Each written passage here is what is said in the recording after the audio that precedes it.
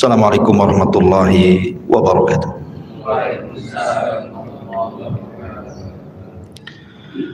Alhamdulillah wassalatu wassalamu ala Rasulillah wa ala alihi wa sahbihi wa mawalah wa la hawla wa la quwata illa billahi wa ba'du. Alhamdulillah, di malam hari ini kembali kita bisa duduk untuk bertalabul ilmi, dan kita masih melanjutkan sejarah Rasul kita Al-Mustafa Muhammad ibn Abdullah alaihi salatu wassalam. Pada minggu yang lalu kita sudah menjelaskan perang terakhir yang dilakukan Nabi sallallahu alaihi wasallam, bahkan dipimpin langsung Nabi. Maka malam ini kita akan masuk pada akhir-akhir sejarah Nabi. Apa itu Hajjatul Wada, haji terakhir Rasul sallallahu alaihi wasallam. Namun sebelum saya jelaskan tentang kisah Hajjatul Wada, haji perpisahan Nabi dengan umatnya, kita akan menjelaskan tentang sejarah haji dulu. Kapan dimulai haji itu? Siapa yang pertama kali melakukan ibadah haji sampai kemudian menjadi syariat Islam, bahkan dijadikan satu di antara rukun iman yang kelima. Ma'asyiral muslimin yang dimuliakan Allah Subhanahu wa taala, Al-Imam Al-Baihaqi di dalam kitabnya Syu'abul Iman membawakan sebuah riwayat daripada sahabat Anas ibn Malik radhiyallahu anhu, di mana Nabi sallallahu alaihi wasallam bersabda, "Kana mawdi'ul baiti fi zamani Adam shibran aw akthara ilman, fakanatil malaikatu tahujjuhu qabla Adam, fastaqbalathul malaikatu faqalu ya Adam min aina ji'ta, faqala hajjajtul baita, faqalu qad hajjathul malaikatu qablak." Kata Nabi sallallahu alaihi wasallam berdasarkan riwayat Al-Imam Al-Baihaqi dalam kitabnya Syu'abul Iman dari Anas ibn Malik radhiyallahu an, dahulu Baitullah Al-Haram atau dikenal dengan Ka'bah hari ini itu hanya tumpukan tanah setinggi satu jengkal dan berwarna merah. Lah para malaikat mereka haji di situ.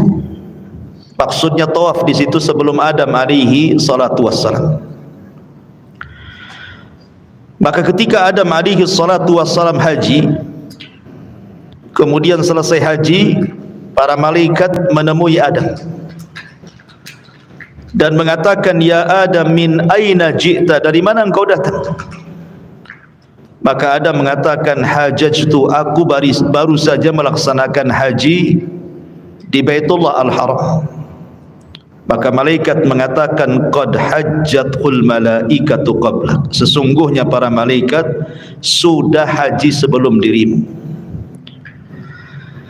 Dari sini kita tahu bahwa sejarah pembangunan Ka'bah itu yang pertama kali membangun adalah para malaikat, karena malaikat yang pertama kali haji di situ. Tentu tidak lain karena malaikat ketika Allah Subhanahu wa taala menciptakan Adam mengatakan kepada Allah Subhanahu wa taala, "Ya Rabb, tidak perlu kau ciptakan Adam, cukup turunkan kami ke bumi, biar kami yang bertasbih memuja dan memuji dirimu, supaya tidak ada pertumpahan darah dan tidak ada kerusakan di bumi." Tapi Allah Subhanahu wa taala mengatakan, inni a'lamu ma la ta'lamun. Saya lebih paham akan ciptaan Adam dibandingkan kalian wahai para malaikat. Lah ketika melihat kegigihan para malaikat inilah, maka Allah Subhanahu wa taala membangunkan untuk malaikat satu Ka'bah di langit yang disebut dengan Baitul Ma'mur. Inilah yang pernah dilihat Rasul saat peristiwa Isra dan Mi'raj.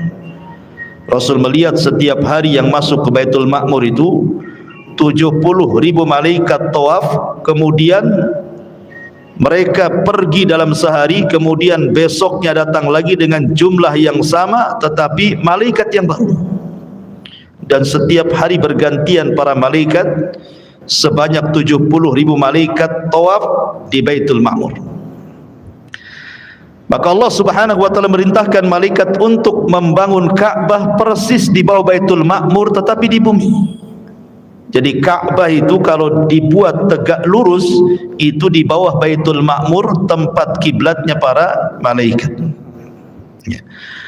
Ma'asyiral muslimin yang dimuliakan Allah Subhanahu wa taala.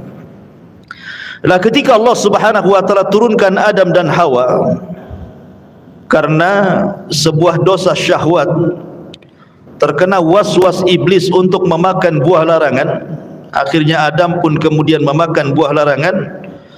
Dan Allah Subhanahu wa taala firmankan dalam Al-Qur'an, qulnah bitu minha jami'ah. Keluarlah kalian, turunlah kalian semuanya wahai Adam, Hawa dan iblis ke bumi.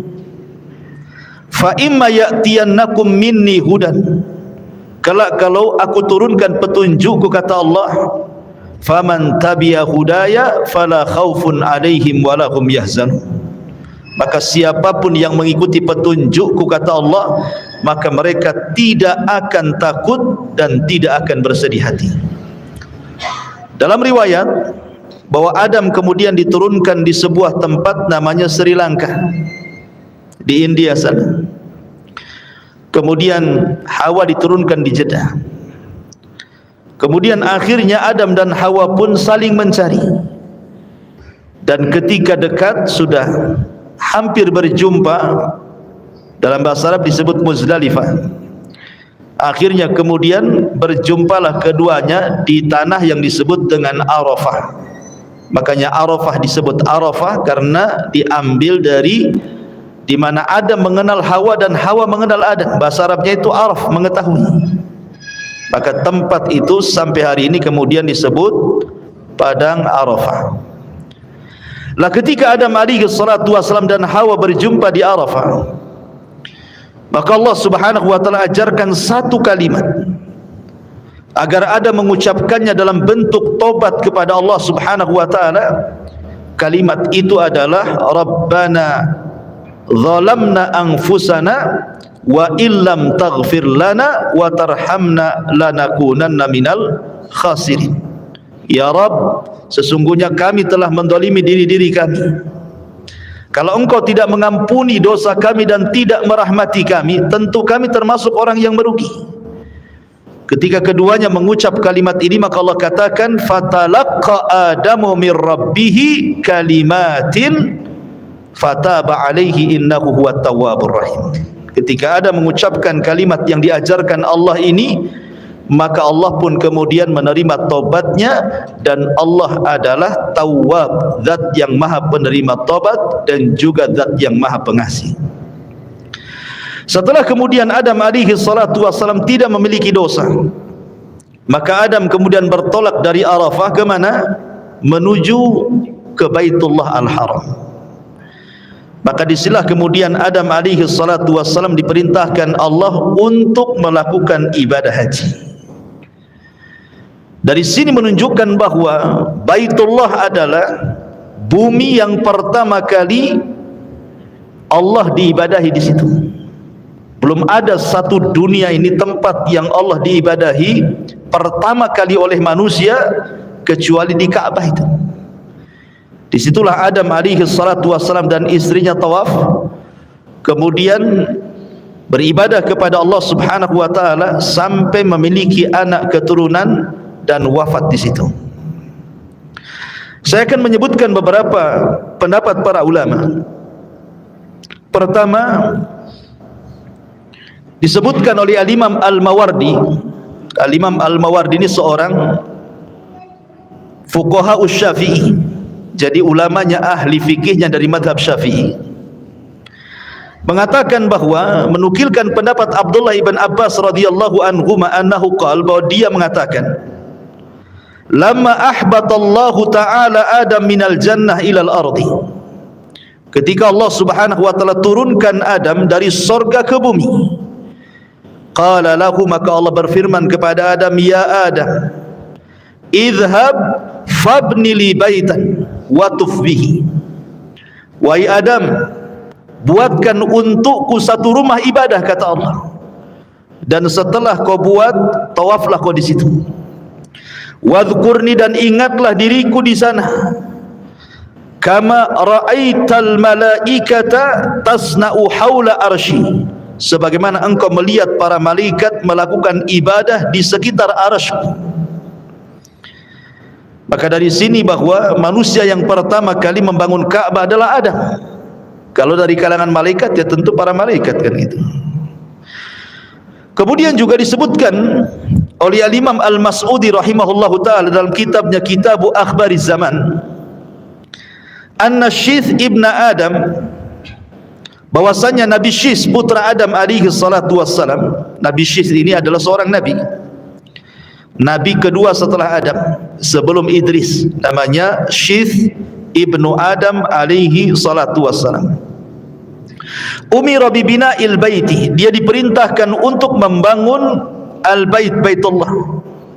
Fabanahu huwa wa waladuhu bil hijarah, maka dia pun membangun dan putranya dengan cara menumpukkan batu-batu di atasnya. Wa umira bil haji wal umrah, maka Syith diperintahkan untuk melaksanakan haji dan umrah. Fakana awal man i'tamar, maka dialah orang yang pertama kali melakukan umrah di permukaan bumi. Jadi kalau yang pertama kali haji adalah Adam alaihi salatu wassalam, dan yang pertama kali umrah siapa? Nabi Allah Syith alaihi salatu wassalam. Ma'asyiral muslimin yang dimuliakan Allah subhanahu wa ta'ala, semua para nabi pernah haji ke Baitullah Al-Haram, kecuali beberapa nabi karena kesibukan mereka menghadapi kaumnya. Dan itu disebutkan dalam beberapa riwayat,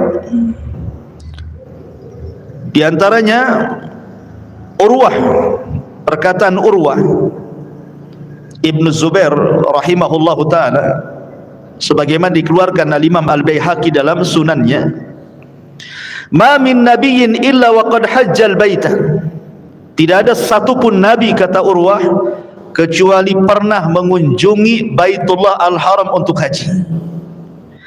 Illa ma kana min Hud wa Saleh, kecuali dua nabi, Nabi Allah Hud dan Nabi Allah Saleh. Walaqad hajjahu Nuhun, dan Nuh pernah melaksanakan haji.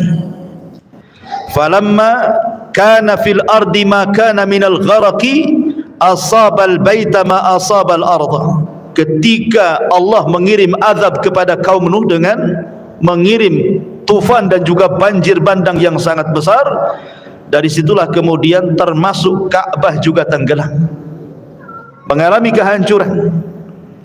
Wa kanat al-bait rabwatan hamra, dan kala itu Baitullah atau Ka'bah itu masih gundukan tanah yang berwarna merah. Fa ba'atsallahu Hudan, maka Allah pun utus Hud, Nabi Allah Hud alaihi salatu wassalam.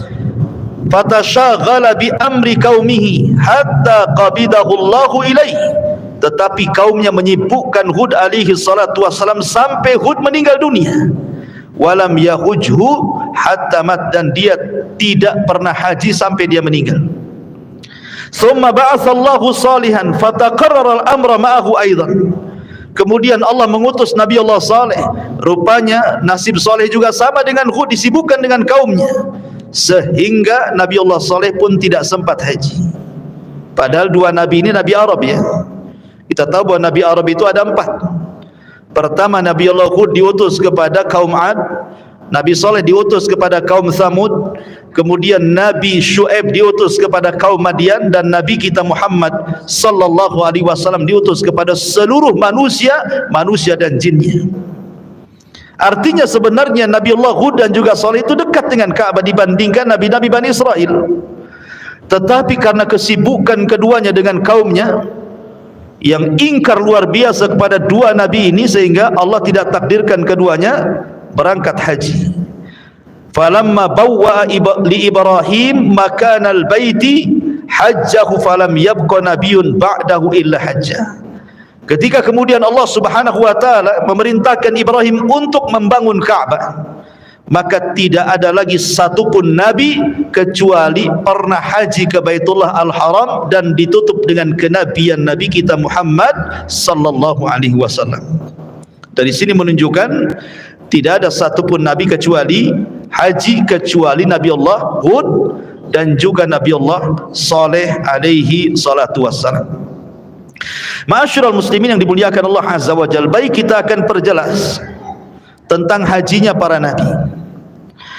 Di antaranya adalah Nabi sallallahu alaihi wasallam memperkuat bahwa para nabi itu pernah haji adalah riwayat Abdullah ibn Abbas radhiyallahu anhuma. Jadi ketika Nabi sallallahu alaihi wasallam melaksanakan haji, berangkat bertolak dari Madinah dengan ribuan para sahabatnya pada tahun ke-10 Hijriah. Maka sepanjang jalan Nabi sallallahu alaihi wasallam terkadang melewati lembah-lembah. Di antaranya kata Abdullah ibn Abbas radhiyallahu anhuma, anna Rasulullah sallallahu alaihi wasallam marra biwadil Azraq. Kata Abdullah bin Abbas radhiyallahu anhuma, Rasul lewat di sebuah lembah Azraq. Faqala, maka Rasul mengatakan, ayyu wadin hadha, ini lembah apa? Faqalu, maka para sahabat mengatakan, hadza wadil Azraq, ini adalah lembah Azraq wahai Rasul. Faqala, maka Rasul mengatakan, ka'anni anzur ila Musa alaihi salam habitan minas thaniyati walahu juwarun ila Allah bitalbiyah. Kenapa wahai Rasul engkau bertanya tentang lembah Azraq ini? Kata Nabi SAW, seolah-olah aku melihat Musa sedang turun dari atas bukit seraya mengumandangkan talbiyah labbaik Allahumma labbaik. Thumma ata ala thaniyatil Harsyah. Kemudian Nabi SAW melewati sebuah bukit namanya Harsyah. Kemudian Rasul mengatakan kepada para sahabatnya, ayyu thaniyati hadhi, ini bukit apa namanya? Sahabat mengatakan, Thaniyatu Harsyah, ini bukit Harsyah wahai Rasul. Maka Rasul mengatakan, ka'anni anzur ila Yunus ibn Matta alaihi salam ala naqati hamra ja'datin alaihi jubbat. Beliau mengatakan, kenapa engkau bertanya tentang bukit Harsyah ini wahai Rasul? Maka Rasul mengatakan, tidak, seolah-olah aku melihat Nabi Yunus ibn Matta. Dia berada di atas untanya yang berwarna merah dengan menggunakan jubah dari wol, dan yang berwarna merah dengan menggunakan jubah dari wol, dan dia pun mengumandangkan talbiyah labbaik Allahumma labbaik. Dari sini menunjukkan Rasul memperkuat bahwa para nabi mereka datang ke Mekah untuk haji dan mereka mengumandangkan talbiyah labbaik Allahumma labbaik. Ma'asyiral muslimin yang dimuliakan Allah Azza wa Jalla, sedikit saya akan bicara tentang khilaf para ulama, perselisihan para ulama supaya semakin jelas lagi. Sebenarnya binaul Baitil Haram, yang pertama kali membangun Baitullah Al-Haram atau Ka'bah hari ini siapa? Satu pendapat, dan di antara mereka adalah pendapat Al-Imam An-Nawawi, kemudian Al-Imam Al-Azraqi, dan juga Abu Ja'far Al-Baqir mengatakan bahwa yang pertama kali membangun Ka'bah adalah para malaikat. Kenapa demikian? Karena malaikat ingin betul-betul melaksanakan perintah Allah Subhanahu wa taala dengan dibangunkan satu rumah di bumi tepat dengan Baitullah, rumahnya Allah bagi para malaikat yang ada di langit yang disebut dengan Baitul Ma'mur. Ini satu pendapat. Coba anak-anak itu ya, fokus ini, ditenangkan anak-anak itu. Kemudian yang kedua, Pendapat Al-Imam Atha rahimahullahu ta'ala, pendapat Imam Atha rahimahullahu ta'ala mengatakan bahawa yang pertama kali membangun Al-Bait, maksudnya Al-Ka'bah Baitullah Al-Haram, adalah Nabi Allah Adam alaihi salatu wassalam. Kemudian pendapat yang terakhir adalah pendapat Imam Ibn Katsir, kemudian Imam Ibn Taimiyah, kemudian Imam Ibn Al-Qayyim mengatakan bahawa yang pertama kali membangun adalah Nabi Allah Ibrahim alaihi salatu wassalam. Maksudnya bangunannya, karena dulunya tidak dalam bentuk bangunan, hanya gundukan tanah yang berwarna merah gitu ya. Tetapi yang membangun Ka'bah yang kita saksikan hari ini, baik di YouTube kalau antum melihat ada orang yang sedang haji atau yang pernah haji atau umrah, itu adalah bangunan Ibrahim alaihi salatu wassalam, walaupun pondasinya bukan yang bangun Ibrahim, tapi sudah ada sebelum Ibrahim alaihi salatu wassalam. Dan ini diperkuat dalam firman Allah Subhanahu wa taala, wa idh yarfa'u Ibrahimul qawaida minal baiti wa Ismail. Dan ingatlah ketika Ibrahim meninggikan bangunan-bangunan Baitullah dan juga putranya Ismail. Ma'asyiral muslimin yang dimuliakan Allah Subhanahu wa taala. Kemudian saya akan ulas sedikit tentang para nabi yang pernah haji ke Baitullah Al-Haram. Ada 5 nabi saya akan sebutkan. Pertama, Nabi Allah Adam alaihi salatu wassalam. Nabi Allah Adam alaihi salatu wassalam berdasarkan hadis Ibni Abi Labid dari Muhammad ibn Ka'b al-Quradi, dia mengatakan, hajja Adam falakiyathul malaikatu faqalu barri nusukaka ya Adam. Nabi Adam alaihi salatu wassalam haji, kemudian berjumpa dengan para malaikat. Maka malaikat mengatakan, perbaiki manasik hajimu wahai Adam. Dari sini menunjukkan bahwa Adam haji. Kemudian yang kedua, Nuh alaihi salatu wassalam, berdasarkan hadis Urwah ibn Zubair yang tadi saya katakan, walaqad hajjahu Nuh, dan sungguh Nuh juga pernah haji. Dan itu dikeluarkan oleh Imam Baihaqi dalam sunannya. Kemudian yang ketiga, haji Ibrahim alaihi salatu wassalam bahkan setiap tahun. Sebagaimana diriwayatkan oleh ahli sejarah namanya Ibnu Ishaq rahimahullah ta'ala mengatakan, kana Ibrahimu alaihi salam yahujjuhu kulla sanatin alal burh. Adalah Ibrahim alaihi salatu wassalam setiap tahun dia haji dari Palestina menuju Mekah dengan menunggang burh. Kemudian yang keempat, Nabi Musa alaihi salatu wassalam berdasarkan riwayat yang dikeluarkan Imam At-Tabrani dalam Mu'jamul Kabir dari Abdullah ibn Abbas radhiyallahu anhuma, ketika Nabi sallallahu alaihi wasallam salat di Masjid Al-Khaif, dia melihat ada sab'una nabiyan, dia salat bersama 70 nabi, di antara mereka adalah Nabi Musa. Kemudian Nabi sallallahu alaihi wasallam mengatakan, seolah-olah aku melihat Musa alaihi salatu wasallam. Kemudian dalam riwayat yang tadi saya sebutkan juga seolah-olah Musa turun dari ketinggian kemudian bertalbiyah mengucapkan labbaik Allahumma labbaik. Dan yang kelima, hajinya Isa bin Maryam kapan? Ketika nanti turun di akhir zaman. Nabi sallallahu alaihi wasallam menggambarkan dalam sebuah hadis, walladzi nafsi biyadihi la yuhilanna ibnu Maryam bi fajjir rauha hajan au mu'tamiran.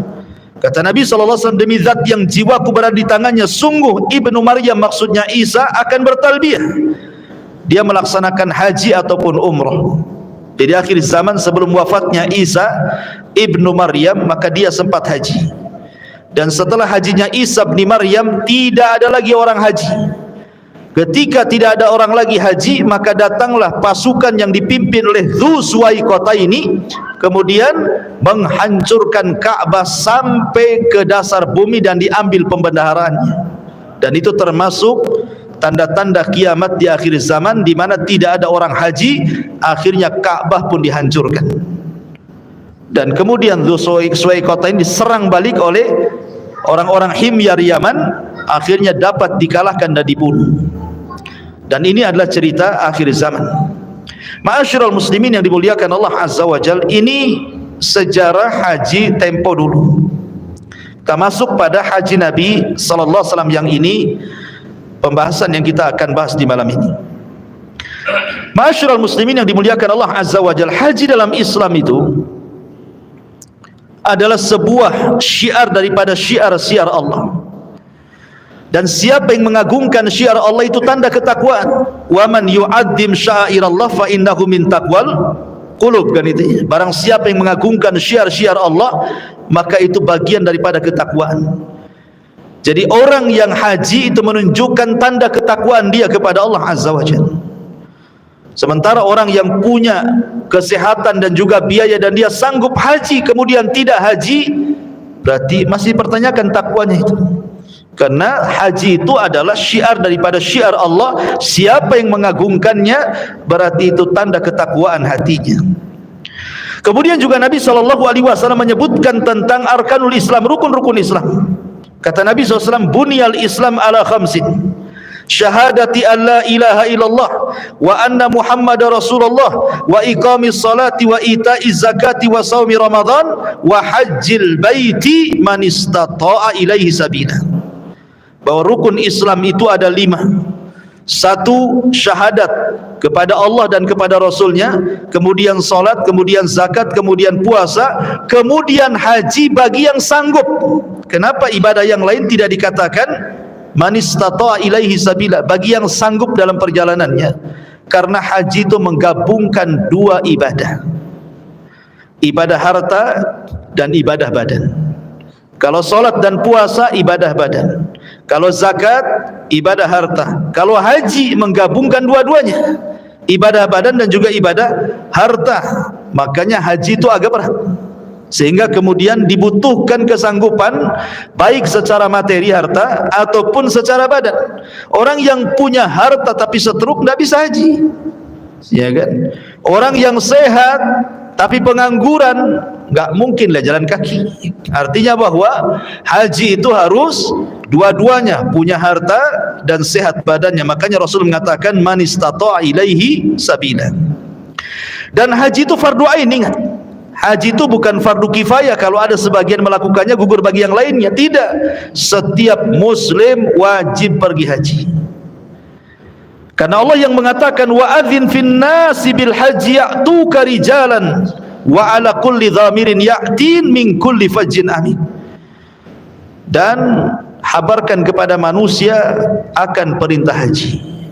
Allah memerintahkan kepada Rasul untuk mengiklankan kepada manusia untuk berangkat haji. Makanya Allah mengatakan walillahi 'alan nasi hijjul bait. Ya, tuntutan Allah kepada manusia itu agar manusia haji.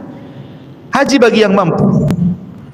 Dan haji itu secara manasik, secara singkat nanti kita akan jabarkan. Jadi haji itu dimulai daripada tanggal 8 dari bulan Dzulhijjah atau disebut dengan hari tarwiyah.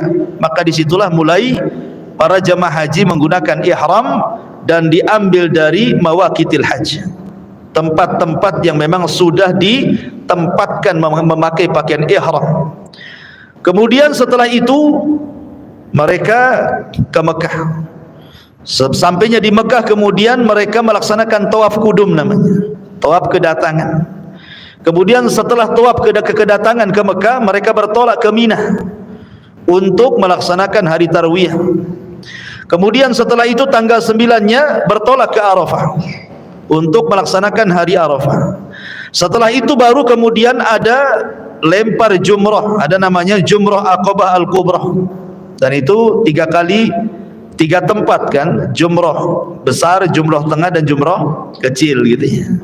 Kemudian haji kembali ke Mekah untuk melaksanakan tawaf ifadah, kemudian kembali ke Mina untuk melaksanakan ayyamut tasyrik, kemudian haji pun kembali ke Mekah untuk tawaf wada dan meninggalkan Mekah. Jadi haji itu tidak lama, hanya 6 hari.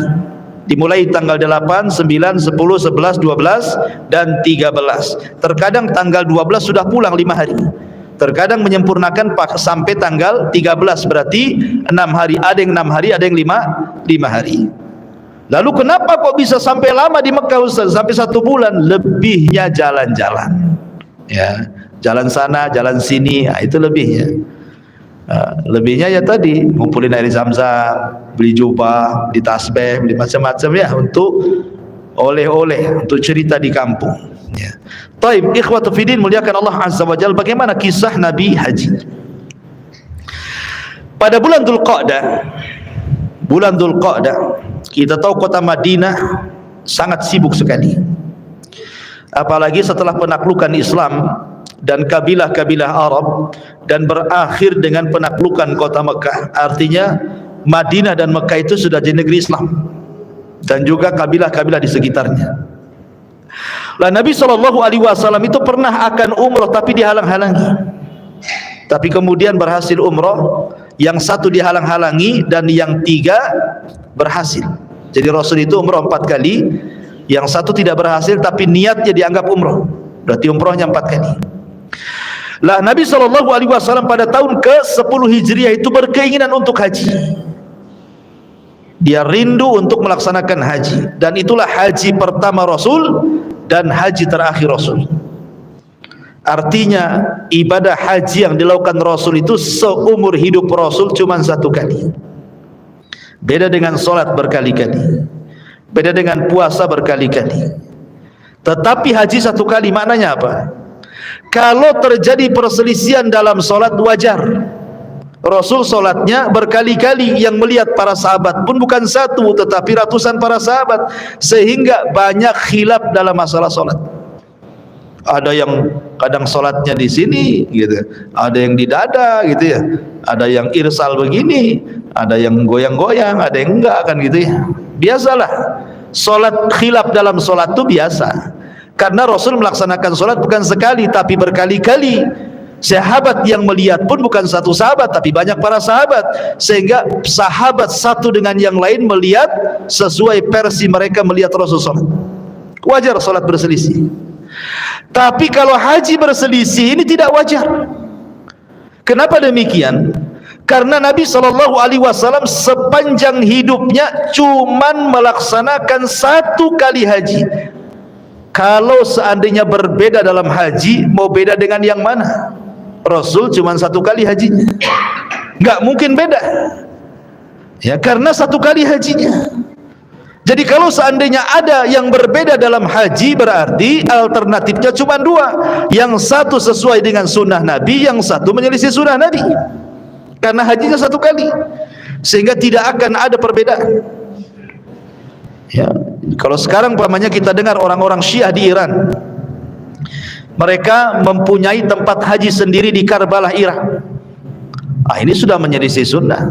Masa haji ke Karbala, Irak? Haji ke Baitullah Al-Haram lah, ke Mekah ya.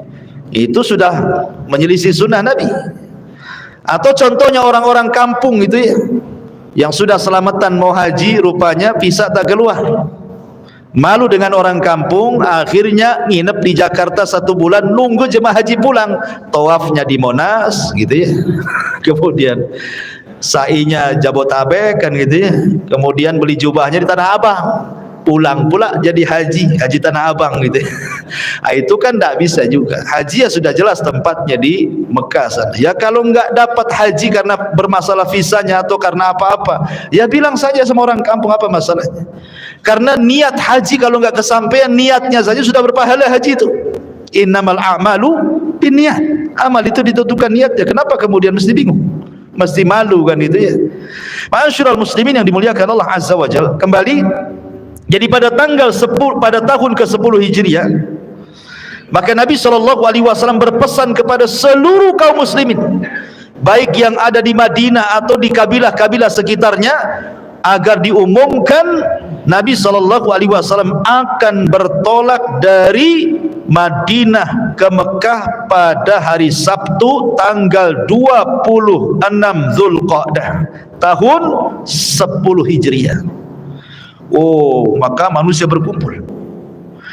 Maka tepat pada hari Sabtu siang waktu zuhur tanggal 26 Dzulqa'dah tahun 10 Hijriah, Rasul pun sholat zuhur tanpa dijamah, tanpa dikosor, maksudnya 4 rakaat, karena belum safar, masih berada di Madinah, belum ada syariat kosor kan. Jadi kalau antum mau safar masih di Batam, jangan dikosor Ya, kecuali kalau sudah sampai di Tanjung Pinang, baru dikosor. Jadi di sini Nabi SAW melaksanakan zuhur 4 rakaat. Kemudian setelah itu Nabi SAW bertolak dengan ribuan para sahabat, baik yang bertolak dari Madinah sama-sama ataupun yang berjumpa di jalan kemudian bergabung. Bayangkan ma'asyiral muslimin, berapa jumlah waktu itu. Sampai-sampai para sahabat Rasul menceritakan ketika Rasul berkhutbah saja pada Hajjatul Wada itu, yang haji bersama Rasul itu sekitar 124.000. Itu yang hadir saat Hajjatul Wada itu. Artinya Islam itu sangat berkembang dalam tempo sesingkat-singkatnya. Dalam 23 tahun Rasul berdakwah, 13 tahun di Mekah dan 10 tahun di kota Madinah. Bayangkan ketika haji, nampak tuh umat Islam di hadapan Rasul 124.000 di hadapan Nabi SAW yang ikut bergabung dalam haji itu. Ma'asyiral muslimin yang dimuliakan Allah Subhanahu wa taala, maka pada tanggal 25 Dzulqa'dah, masih tahun ke-10 Hijriah, maka Nabi SAW dan kaum muslimin menghadapkan wajah kendaraan mereka ke arah Masjidil Haram dan mulai bertolak dan mengarahkan wajah mereka ke Masjidil Haram, ke Mekah Al-Mukarramah. Lah ketika kemudian tiba di sebuah tempat namanya Al-Baida, Rasul sampai di sebuah tempat namanya Al-Baida dengan pakaian yang sama, ya, kendaraan yang sama, kemudian kepala-kepala yang terbuka di bawah sengatan matahari. Mereka mengenakan sarung dan juga rida, artinya sudah pakai kain ihram tuh. Maka Nabi SAW mulai bertalbiyah, labbaik Allahumma labbaik, labbaik la syarika laka labbaik, innal hamda wan ni'mata laka wal mulk la syarika lak. Aku penuhi panggilanmu ya Rabb, ya Allah, aku penuhi panggilanmu, aku penuhi panggilanmu, tidak ada sekutu bagimu, sesungguhnya pujian dan kenikmatan itu hanya milik dirimu ya Rabb, begitu juga kerajaan, tidak ada sekutu bagimu ya Rabb. Lah 6 mil, jarak 6 mil dari Mekah itu, tepatnya di Saraf, ada tempat namanya Saraf itu. Maka Nabi SAW mengumumkan kepada para sahabatnya, siapa yang tidak membawa hewan hadyu untuk dikurbankan, maka sebaiknya digabung antara umrah dengan haji. Tetapi yang kadang sudah membawa hewan hadyu, maka tidak bisa lagi, artinya harus haji saja tanpa umrah. Kan haji itu kan macam-macam, ya. Ada haji yang disebut dengan haji farad, ya, haji saja, ya. Kemudian ada haji yang menggabungkan dengan haji dan umrah. Maka Nabi SAW, dan itu sebaik-baik haji, sebaik-baik haji adalah yang menggabungkan antara umrah dan haji. Lah kebetulan Nabi sudah membawa hewan hadyu untuk dikorbankan itu pada tanggal 10 Dzulhijjahnya nanti kan. Makanya Rasul SAW tidak bisa umrah, hanya haji saja. Sehingga Rasul mengatakan, kalau seandainya aku bisa membalik waktu gitu ya, untuk tidak membawa hewan ini, tentu aku akan menggabungkan haji dan umrah. Tapi karena kadang sudah bawa hadyu, ya sudahlah, apalagi lah, ya. Maka Nabi SAW kemudian setibanya di Makkah Baitullah Al-Haram, sebagaimana dikisahkan oleh Jabir bin Abdullah radhiyallahu an. Jadi ketika Rasul sampai di Ka'bah, maka Nabi SAW kemudian tawaf.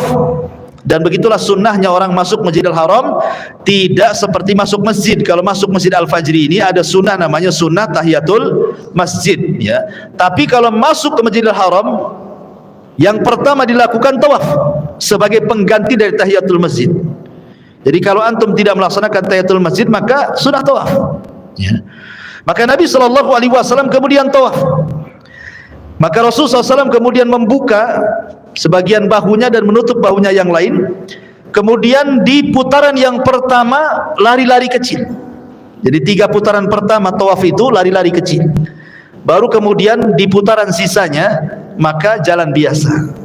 Lah ketika Nabi SAW kemudian memulai tawaf, beliau mencium Hajar Aswad. Jadi memulai tawaf itu dengan cara mencium Hajar Aswad. Kalau tidak bisa, cukup menyentuhnya. Kalau tidak bisa, melambaikan tangan dari jauh, ya. Kemudian tawaf. Kemudian diantara di antara dua maqam nanti kita disuruh membaca Rabbana atina fid dunya hasanah wa fil akhirati hasanah wa qina adzabannar. Lah setelah itu kemudian Nabi SAW solat di belakang maqam sebelum melaksanakan sa'i. Kemudian Nabi SAW setelah solat di belakang maqam 2 rakaat, kemudian Nabi SAW mulai sa'i dan membaca ayat Innas Safa wal Marwata min syairillah. Sesungguhnya Safa dan Marwah adalah bagian daripada syiar Allah Subhanahu wa taala. Ketika Nabi SAW sampai di Bukit Safa, kan Bukit Safa di sini Bukit Marwah gitu ya. Maka Nabi SAW berdoa, La ilaha illallah wahdahu la syarikalah, lahul mulku wa lahul hamdu wa huwa ala kulli syai'in qadir, la ilaha illallah wahdah anjaza wa'dah wa nasara 'abdah wa hazamal ahzaba wahdah. Tidak ada sesembahan yang berhak disembah kecuali Allah satu-satunya, tidak ada sekutu baginya, miliknya lah kekuasaan dan kerajaan dan segala pujian, dan di atas segala sesuatu maha kuasa. Tidak ada sesembahan yang berhak disembah kecuali Allah satu-satunya. Dia telah memenuhi janjinya menolong hamba-hambanya dan mengalahkan pasukan yang bersekutu sendirian.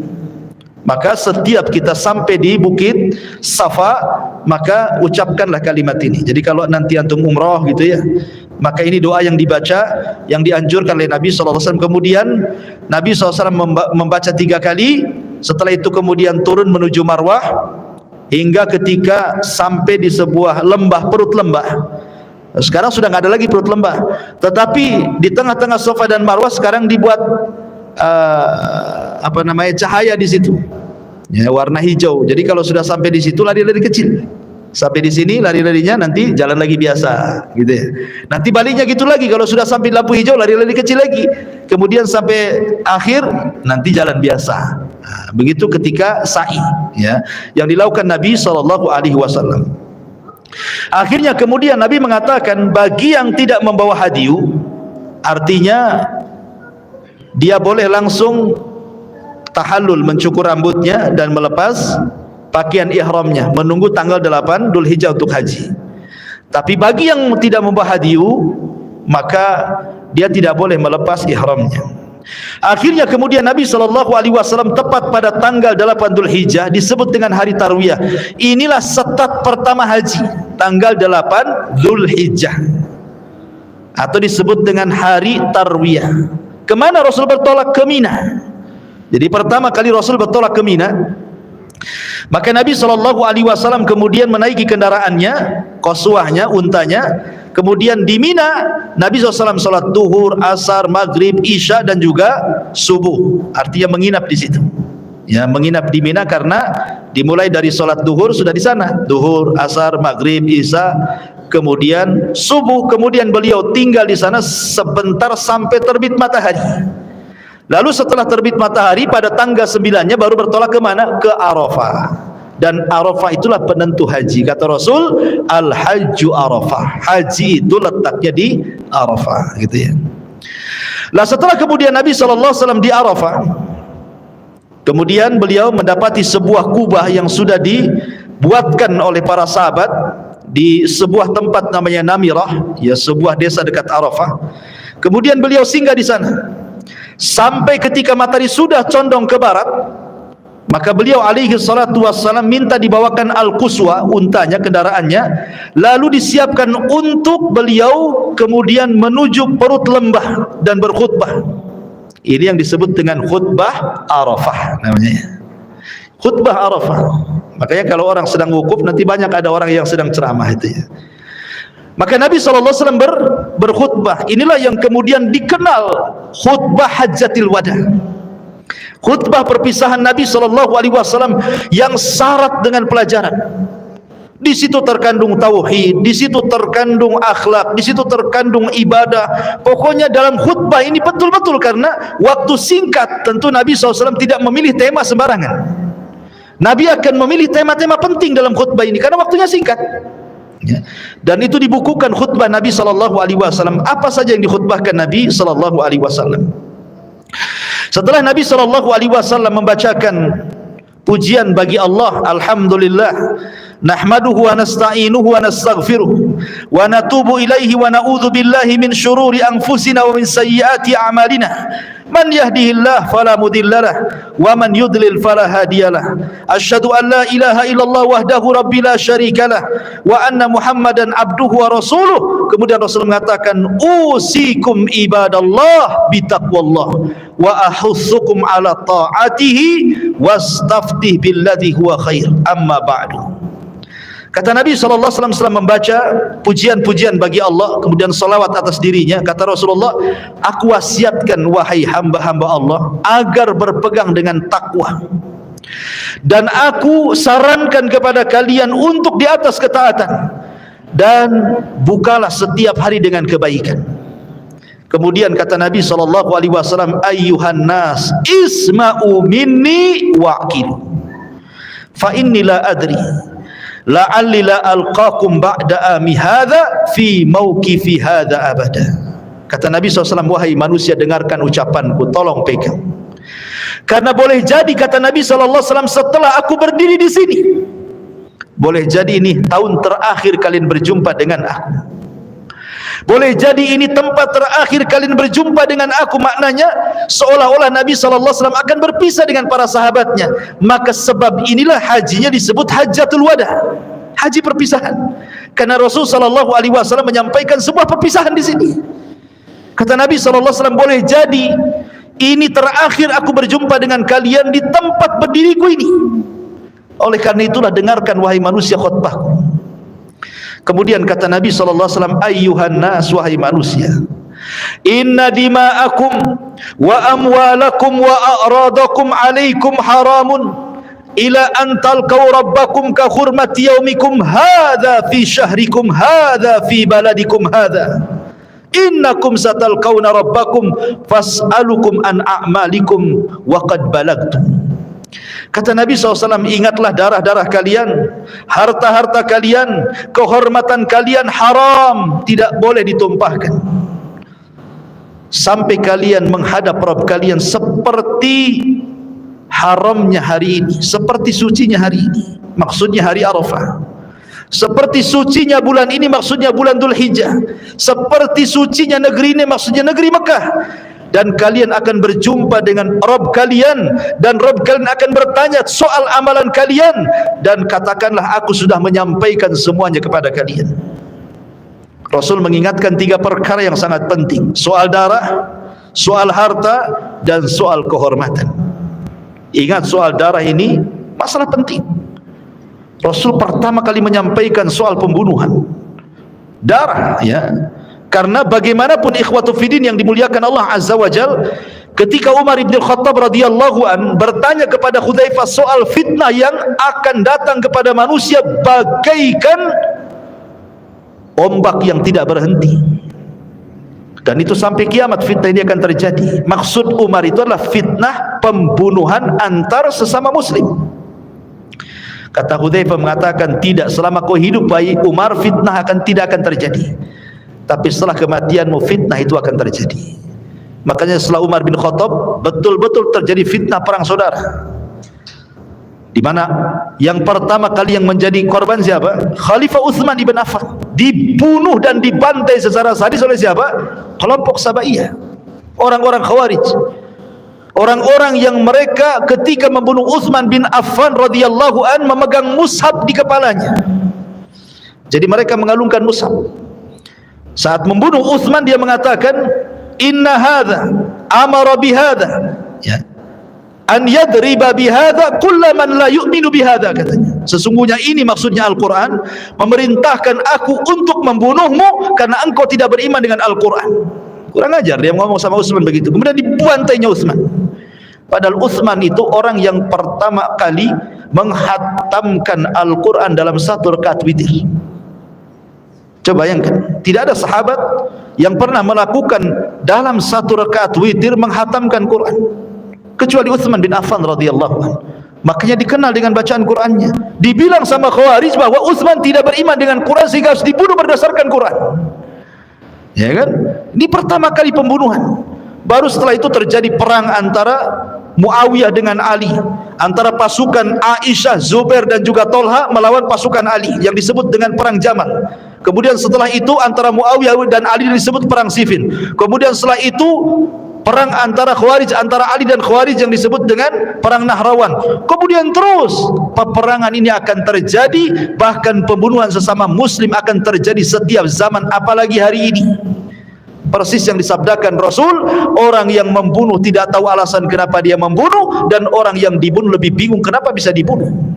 Ya, stres orang sekarang bunuh-bunuhan itu. Gara-gara parkir bunuh-bunuhan kan itu ya. Gara-gara hutang 200.000 bunuh gitu. Gara-gara rebutan waris bunuh, tersinggung sedikit bunuh. Udah main bunuh aja sekarang ini. Ya. Kemudian istri sakit hati suami selingkuh bunuh. Hati-hati antum. Ya. Gitu. Ma'asyiral muslimin yang dimuliakan Allah Azza wa Jalla. Jadi sekarang ini mudah sekali pembunuhan ini. Makanya diingatkan oleh Nabi SAW soal urusan darah. Karena urusan darah ini luar biasa dalam Islam ini. Ya. Ma'asyiral muslimin yang dimuliakan Allah Azza wa Jalla, sampai Umar bin Khattab radhiyallahu anhu pernah ngirim surat kepada penduduk Son'a Yaman. Gara-gara kasus apa? Gara-gara kasus pembunuhan. Jadi ada seseorang yang seorang wanita yang ditinggal suaminya kerja. Lah wanita ini tidak punya anak dari suaminya, tapi suaminya punya anak, artinya bawa anak bawaan dari suaminya. Suaminya gadis menikah dengan seorang duda punya anak. Akhirnya oleh dudanya ini ditinggal kerja. Kesepian wanita ini akhirnya selingkuh dengan tetangganya. Ketika selingkuh ketahuan sama anak bawaannya, akhirnya merencanakan untuk dibunuh anak bawaannya ini, dan betul-betul dibunuh. Dia, kemudian juga selingkuhannya, kemudian orang bayarannya dan pembantunya, 4 orang berserikat membunuh anak bawaannya ini. Akhirnya kemudian jasadnya dilempar ke sungai. Kemudian wanita ini pura-pura, padahal dia yang membunuh, pura-pura pula dia kehilangan anaknya. Nah begitulah orang yang menutupi kesalahan kan, pura-pura bukan dia yang bunuh. Akhirnya sampailah kasus ini kepada Khalifah Son'a, Gubernur Son'a yang ditempatkan Umar di situ. Kemudian akhirnya ketahuan sumur tempat pelemparan jasad anaknya. Dia setelah diselidiki, kemudian semua tertangkap pelakunya, mulai dari wanita itu, kemudian selingkuhannya, kemudian laki-laki bayarannya untuk membunuh termasuk pembantunya, dan dikisos 4-4-nya. Kemudian Umar marah dan mengirim surat kepada penduduk Son'a, kalau kalian penduduk Son'a bersyirikat untuk membunuh orang itu, anak kecil itu, kalian kubunuh semuanya, katanya. Bayangkan ya. Artinya dalam Islam itu yang dibunuh sebagai kisos itu bukan yang eksekutor saja, tapi yang merencanakan pun terkena, gitu maksudnya. Jadi kalau seandainya nih ada 10 orang ya merencanakan membunuh si A, yang membunuh 1 orang, tapi karena 10 orang ini merencanakan, semua dibunuh. Begitulah hukum Islam. Makanya Umar bin Khattab mengatakan, kalaulah seluruh penduduk Son'a Yaman merencanakan pembunuhan kepada anak itu, kubunuh semuanya, katanya. Lihat begitu dahsyatnya hukuman darah dalam Islam gitu ya. Makanya Rasul mengingatkan di khutbah pertamanya soal darah. Kemudian soal harta. Soal harta ya. Karena harta ini penting, betapa banyak orang-orang yang kemudian mengambil hak orang lain, baik disengaja atau tidak disengaja, dan kebanyakan disengaja. Seperti apa? Seperti para pedagang, ngurang-ngurang takaran, ngurang-ngurang timbangan, ngurang-ngurang meteran, itu kan ngambil hak orang tuh. Harusnya 1 kilo dikurangi setengah on kan itu. Jadi 1 kilo kurang setengah on jadinya kan.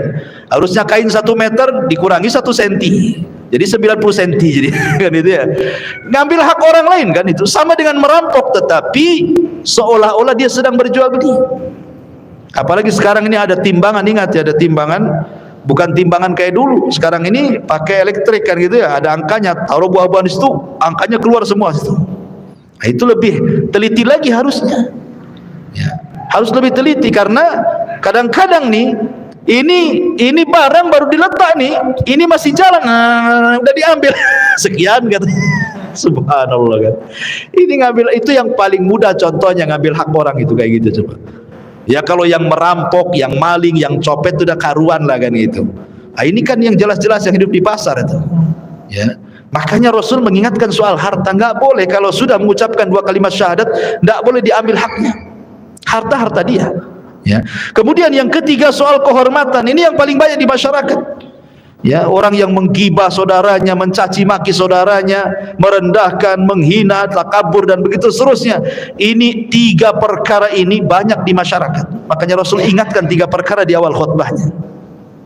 Kemudian yang kedua kata Nabi SAW, ayyuhan nas, wahai manusia, inna rabbakum wahid, ala la fadla li arabiyyin ala a'jamiyyin wala li a'jamiyyin ala arabiyyin wala li ahmar ala aswad wala li aswad ala al-ahmar illa bi taqwallah inna akramakum indallahi atqakum. Wahai manusia, Rabb kalian itu satu. Kita ini punya satu Tuhan, tak perlu cari-cari Tuhan yang lain. Tuhan kita satu Allah. Bapak kita juga satu, namanya Adam. Kita semua dari Adam. Tuhan kita satu. Sehingga jangan dibeda-bedakan, mau anda orang Arab, mau anda non-Arab, mau anda berkulit merah, mau anda berkulit hitam, mau anda berkulit putih. Tidak ada beda kata Rasul. Yang membedakan kalian hanyalah taqwallahi azza wa jalla. Kemudian Rasul membacakan ayat, inna akramakum indallahi atqakum. Paling mulia di antara kalian di sisi Allah adalah orang yang bertakwa. Jadi tidak perlu saling mengejek. Jangan merasa Arab kemudian lebih tinggi dibandingkan non-Arab gitu. Ataupun sebaliknya. Karena Islam itu tidak memandang perkara kesukuan, perkara kekayaan, perkara pangkat dan jabatan, semua di hadapan Allah itu sama. Semua di hadapan Allah sama. Makanya ketika manusia dibangkitkan pada hari kiamat kata Rasul, yuhsyarun nas yaumal qiyamah khufatan uratan ghurlan buhman. Pada hari kiamat manusia akan dibangkitkan tanpa alas kaki, kembali tidak dikhitan, tidak pakai pakaian di badan, dan tidak membawa harta sama sekali yang pernah dia miliki di dunia. Mau dia orang kaya, mau dia orang miskin, mau dia pejabat, mau dia rakyat, mau dia siapapun, dibangkitkan sama di hadapan Allah. Lalu apa yang dipertanggungjawabkan? Takwa kita yang dipertanggungjawabkan di hadapan Allah. Kemudian Nabi SAW yang ketiga mengatakan, faman kanat indahu amanah falyuaddiha ila man i'tamanahu 'alaiha wa inna kulla riban mawdu'un walakinna lakum ru'usu amwalikum la tadlimuna wa la tudlamun. Wa qadallahu annahu la riban wa inna riba ammil Abbas ibni Abdul Muttalib mawdu'un kulluhu wa anna kulla damin kana fil jahiliyati mawdu'un wa inna awwala dima'ikum adau damu Amir ibni Rabi'ah ibn al-Haris ibni Abdul Muttalib fahuwa awwal ma abda'u bihi min dima'il jahiliyah. Kata Nabi SAW, barang siapa yang dititipi amanah, maka laksanakan amanah itu pada tempatnya. Anda dititipi amanah jabatan, maka baiklah dalam menjaga jabatan. Anda dititipi kekayaan, maka baiklah mengelola kekayaan. Karena malun soleh li rajulin soleh, harta yang baik itu kalau dikelola orang baik. Anda dititipi anak, maka perbaikilah, didik mereka anak-anak itu.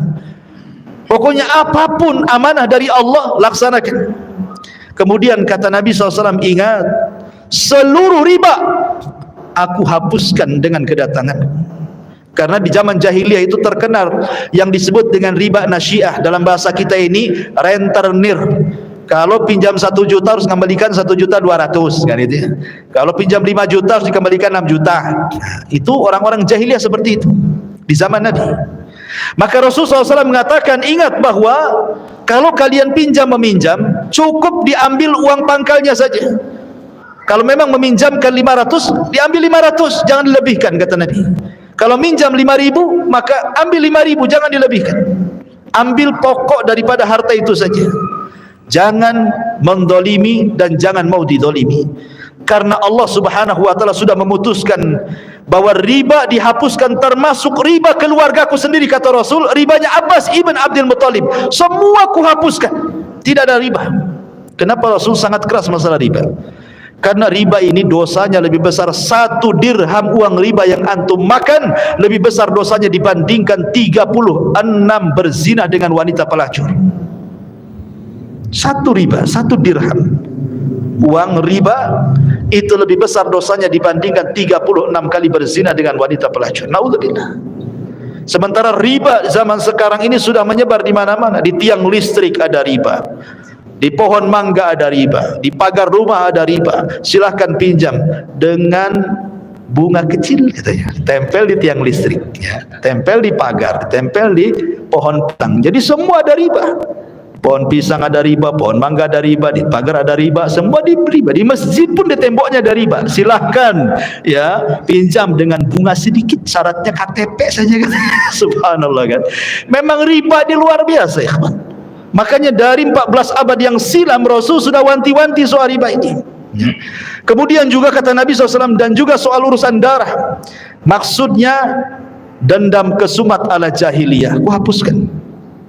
Karena orang jahiliyah ini kalau umpamanya dua kabilah nih perang, kemudian satu membunuh, satu jadi korban nih, maka kabilah korban akan ngamuk dan menuntut darahnya, dan akan membunuh siapapun yang terlibat itu tanpa melihat. Dalam Islam dihapuskan dengan cara kisos, yang dikisos yang bunuh saja, kan begitu. Yang nggak bersalah ya jangan kemudian dibunuh. Oh, kayak dulu waktu saya masih kecil-kecil di Jawa Barat di Majalengka itu biasa itu tawuran antar desa. Nih kalau ada anak sekolah kemudian digebukin gitu kan, sampai bonyok, sampai masuk rumah sakit. Besoknya nih preman desa sebelah itu nunggu anak desa sebelah. Tak kira dia siapa, mau orang tua, mau apa, penting dari desa itu digebukin juga. Padahal nggak salah itu. Harusnya digebukin yang ngebukin kan gitu ya. Ini orang nggak tahu menahu soal penggebukan, itu kena gebuk juga coba. Lah di sini Islam menghapuskan soal dendam kesumat. Kata Nabi SAW, maka yang pertama kali kuhapuskan adalah darahnya Amir ibnu Rabi'ah ibnu Haris ibnu Abdul Muttalib. Ya, dialah yang kuhapuskan darah yang pertama, dan tidak ada lagi dendam kesumat ala jahiliyah. Kemudian kata Nabi SAW, amma ba'du ayyuhan nas fa inna syaitana qad ya'isa an yu'bad bi ardikum hadhi abada walakinahu in yuti fi ma siwa dhalik walakinahu in yuta'a fi ma siwa dhalik faqad radiya bihi mimma tahkiruna min a'malikum fahdharuhu ala dinikum. Wahai manusia, sesungguhnya setan putus asa untuk disembah di negeri kalian. Kenapa? Karena orang kalau sudah tauhid tidak mungkin nyembah berhala. Orang kalau sudah muslim tidak mungkin datang lagi ke berhala, kan begitu. Jadi setan putus asa untuk supaya disembah lagi kayak dulu ya. Tapi setan itu punya perangkap dengan cara apa? Tapi setan suka kalau ditaati selain daripada itu. Dengan cara apa? Mimma tahkiruna min a'malikum, di mana kalian meremehkan amalan-amalan yang diperintahkan kepada kalian. Mulai meremehkan amalan-amalan sunnah gitu ya. Mulai meremehkan salam kalau ketemu. Kata Rasulullah SAW, di antara alamat kiamat itu adalah ketika orang mengucapkan salam kepada orang yang dikenal dan tidak mau mengucapkan salam kepada orang yang tidak dikenal. Padahal mengucapkan salam itu kepada yang dikenal atau kepada yang tidak dikenal, selama zahirnya nampak dia muslim kan. Nampak nih lewat pakai peci, ini muslim nih. Nampak pakai sarung, muslim. Ucapkannya salam, assalamualaikum. Soal dia balas atau urusan dia balas nggak balas, yang jelas kalau tidak dibalas dia dosa, karena mengucapkan salam sunnah menjawabnya wajib kan itu. Ini aneh gitu ya. Kalau seandainya ada orang lewat kemudian kita ucapkan salam, assalamualaikum, malah dia dekat kepada kita. Pak, kita kenal di mana Pak? Katanya, lah kok bilang gitu, kenal di mana? Saya sedang melaksanakan sunnah kan gitu, malah ditanya kenal di mana katanya kan. Itu karena dia tidak paham ya, bahwa mulai dari yang kecil-kecil salam sudah ditinggalkan ya kan, mulai kemudian ke masalah-masalah sunnah, puasa, sholat, sedekah mulai ditinggalkan, akhirnya dari perkara sunnah merembet ke yang wajib. Nah, itu setan tuh begitu, dia membuat khutuwat selangkah demi selangkah gitu ya. Kemudian dalam riwayat yang lain bahwa setan itu suka kalau seandainya bitahrisi bainakum, dibuatnya kalian bergaduh. Memang setan putus asa untuk disembah, tapi setan sengaja membuat kita ini berselisih, bertengkar. Ya, satu masjid pengurusnya bertengkar, rebutan posisi gitu ya. Satu yayasan juga sama, rebutan yayasan kan itu. Itu jelas-jelas di bidang dakwah. Apalagi cerita partai, itu urusan dunia, jelas itu pertengkarnya. Ya, jadi urusan agama saya bisa bertengkar, apalagi urusan dunia kan. Itulah setan kadang-kadang.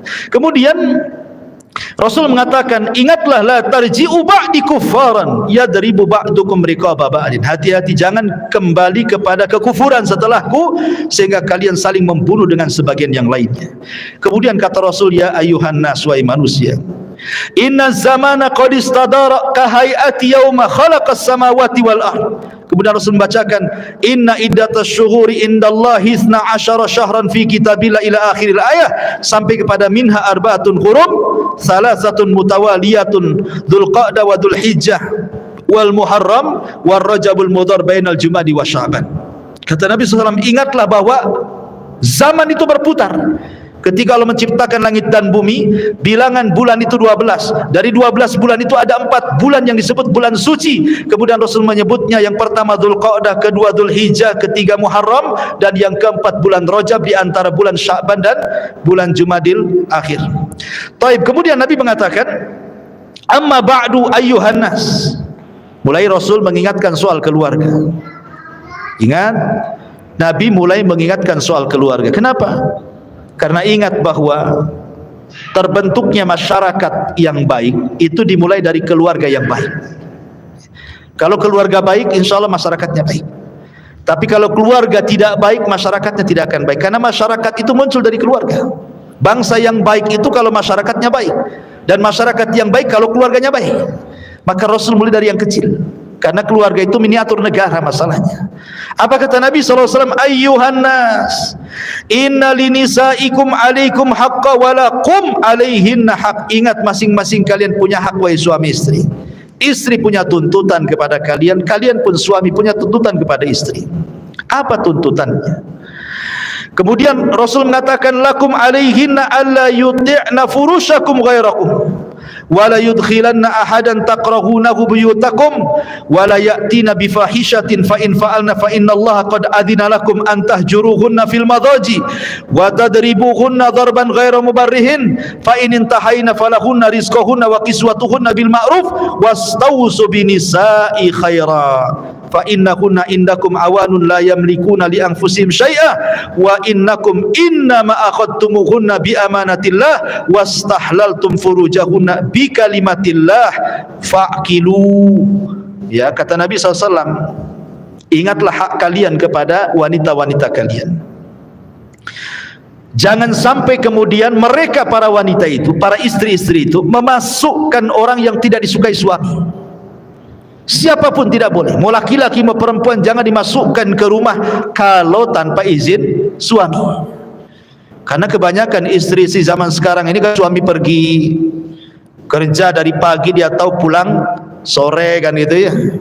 Oh, hura-hura tuh sama tetangganya, masak-masak ini itu, pulang udah habis semua bumbunya. Gitu. Jadi harus izin dulu. Ini yang jelas-jelas tidak ada hubungan dengan selingkuh, apalagi memasukkan laki-laki ke dalam. Karena di zaman sekarang ini pasar itu makin dekat. Sekarang main COD saja. Jangan masukkan orang-orang yang sedang ngantar barang itu kecuali di depan pintu saja. Ya. Jangan Pak suruh masuk, bahaya. Ya. Nanti cocok bayar, tak cocok viral nanti kan. Nggak bisa, kalau nggak ada suami ya cukup di pintu saja. Ya. Jadi harus begitu, jangan memasukkan, karena itu namanya kerajaan suami. Rumah itu kerajaan suami, tetap harus izin sama suami. Bang, boleh nggak ini saya bawa kawan ke rumah, kan gitu. Ya. Kemudian kata Nabi SAW, dan jangan pula wanita itu an ya'tina bi fahishatin, melakukan sebuah fahisyah, perselingkuhan. Dalam bahasa Quran itu disebut nusus. Nusus itu artinya merasa tinggi dibandingkan suaminya. Mungkin karena dia gajinya lebih besar, suaminya lebih kecil. Ataupun pendidikannya dia S1, suaminya pula SD tak khatam. Gitu ya. Atau umpamanya istrinya cantik, suaminya jelek kali umpamanya kan. Jadi akhirnya dia tarofu, mengangkat dirinya di hadapan suaminya, suka teriak-teriak, merintah-merintah, nyuruh-nyuruh. Emang siapa dia kan itu? Sehebat apapun wanita di rumah itu, tetap Anda istri. Jangan tonjolkan titel di rumah itu, ya. Tapi tunjukkan Anda ini istri, tunduk pada suami, itu saja. Setelah tunduk kepada Allah. Ya. Makanya kemudian kalau seandainya istri itu melakukan perkara-perkara seperti itu, apa kewajiban suami? Pertama, nasihati. Suami jangan diam saja. Kalau istri berbuat maksiat jangan diam saja. Istri ini sedang gibah sama kawannya atau datang cerita gibahnya sama antum. Antum kasih nasihat, jangan lagi ngobrol sama dia. Kalau enggak jangan ngobrol sama dia lagi. Kalau gibah cepat balik. Kan gitu. Jangan pula antum yang mancing gibah. Ngomong apa tetangga tadi sama kamu? Oh begini. Asik juga, apalagi dia. Ini mancing dia ngomongin gibah. Jangan pula antum pancing dia. Antum larang dan tidak perlu tahu topiknya seperti apa. Ya, karena mendengarkan ghibah itu sama dengan dosa ghibah, ikhwan. Ya. Jadi ma'asyiral muslimin yang dimuliakan Allah Azza wa Jalla, nasihati. Kalau tidak bisa pisah ranjang. Pisah ranjang, karena wanita yang berakal itu kalau dipisah ranjang sakit hati. Merasa merana, dicuekin sama suaminya. Itu kalau berakal. Cuma wanita di zaman sekarang ini jarang sedikit akalnya. Ya kan, suaminya munggungi, nggak peduli amat gitu. Kalau bisa, bang tidur di sofa sana aja, ngapain mbak di sini gitu. Diusirnya suami.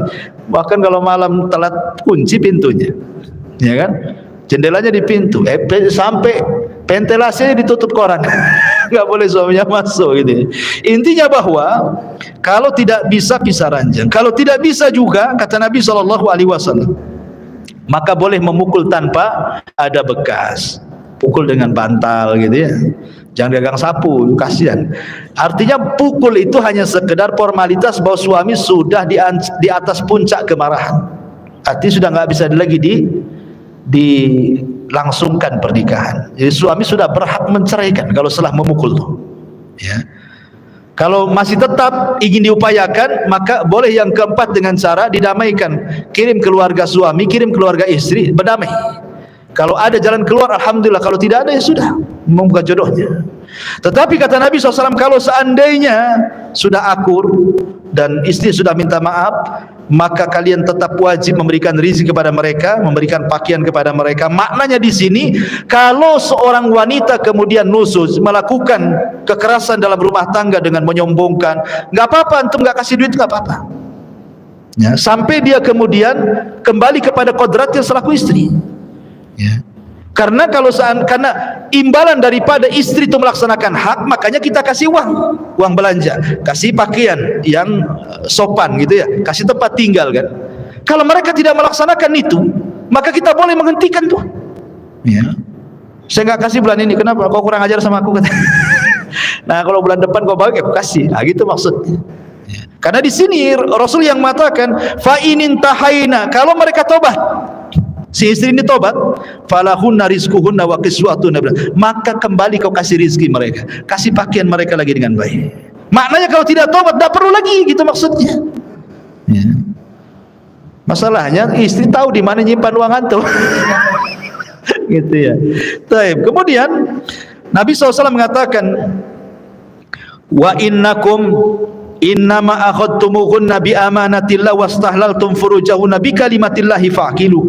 Engkau mengambil istri kalian itu dengan amanah dari Allah, dan kau halalkan kemaluan istri itu dengan kalimat-kalimat yang Allah ajarkan kepada kita. Artinya jangan sampai mengambil anak orang yang dulunya di rumah dia punya kamar yang bagus, dikasih makan yang layak oleh bapaknya, disekolahkan yang layak, tiba-tiba antum ambil dipindah ke rumah antum, makan mie goreng hari-hari kan itu. Padahal di rumahnya macam-macam makanan.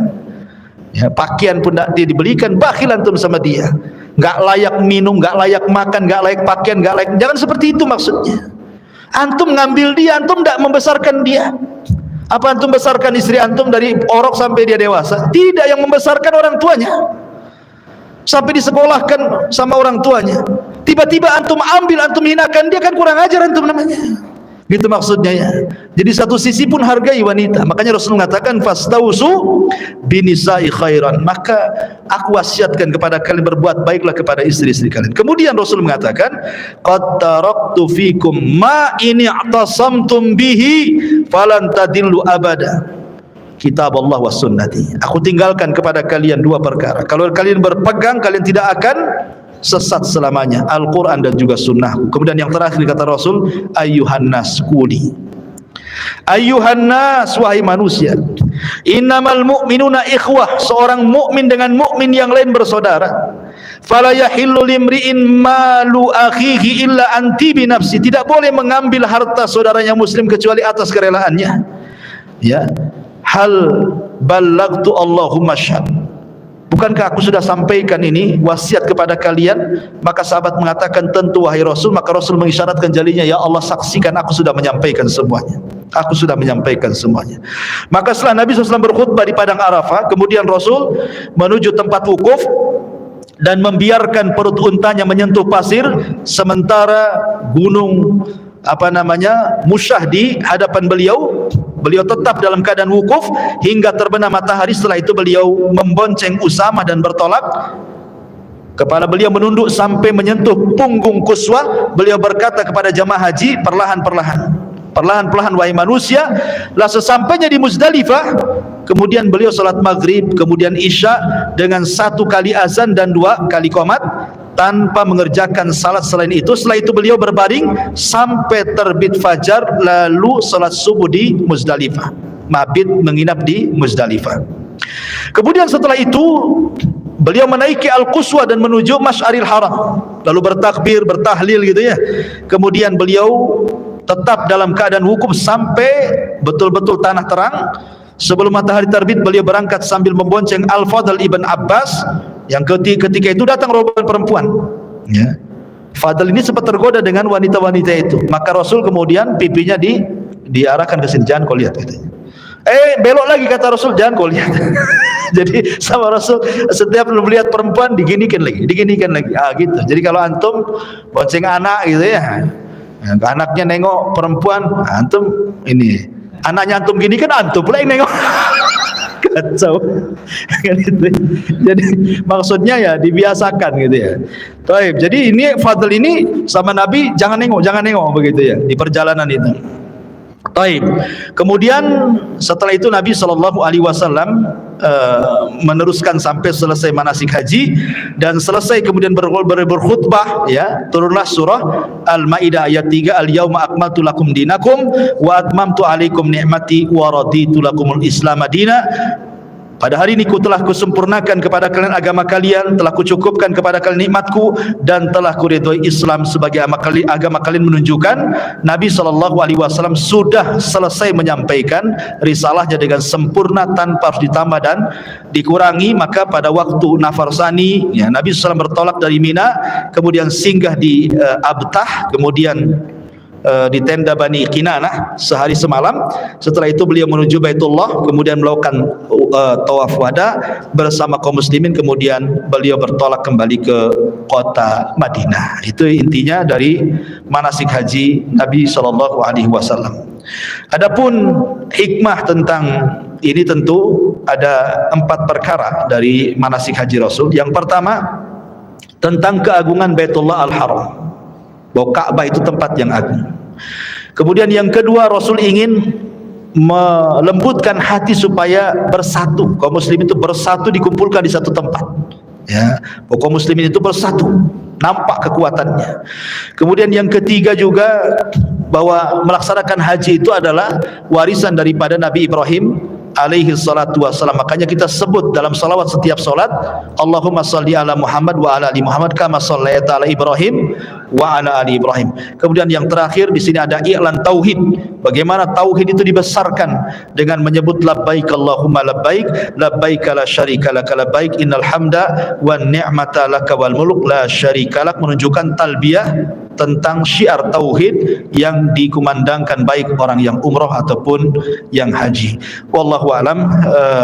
Saya kira ini secara singkat kisah haji tempo dulu sampai kepada Hajjatul Wada Nabi SAW. Mudah-mudahan manfaatnya, dan mungkin tinggal 2 kali pertemuan lagi sejarah ini ya. Jadi paling 2 kali pertemuan, nanti kita cari kitab yang lain yang cocok. Subhanallah bihamdika asyhadu an la ilaha illa anta astaghfiruka wa atubu ilaik.